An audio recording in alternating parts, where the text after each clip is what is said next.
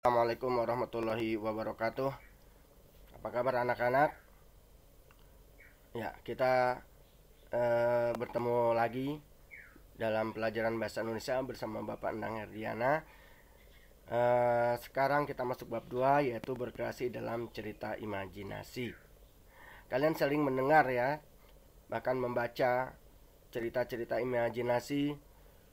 Mungkin ada sebagian yang pernah nonton film seperti Harry Potter ya, eh, atau film-film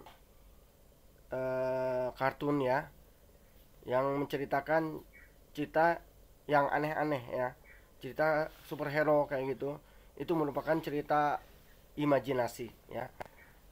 Nah, cerita imajinasi ini termasuk ke dalam cerita narasi. Apa itu cerita narasi?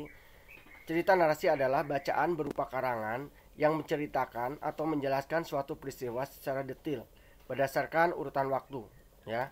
Biasanya teks narasi dibuat untuk menghibur pembacanya melalui cerita, baik cerita fiksi dan non fiksi. Itu uh,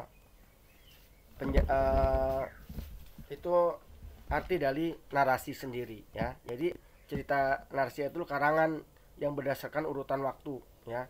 Itu ada urutan waktu dan biasanya teks narasi dibuat untuk menghibur ya.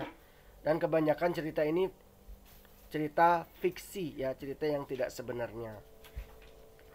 Adapun narasi imajinasi ya, teks narasi imajinasi atau bisa juga disebut dengan teks narasi fantasi, merupakan cerita yang menggambarkan peristiwa dan kejadian berdasarkan imajinasi sang penulis.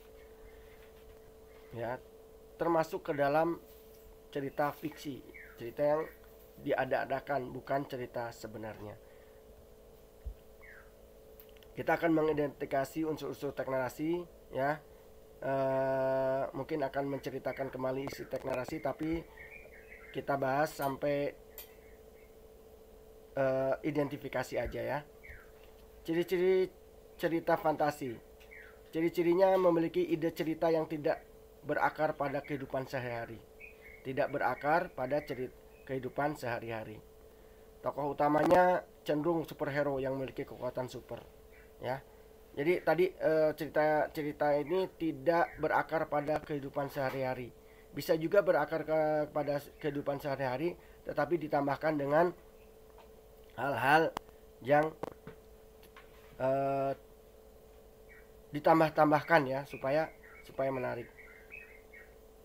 Di dalam cerita terdapat keanehan ya, maaf, seperti sihir ya, makhluk gaib ataupun yang suatu yang misterius.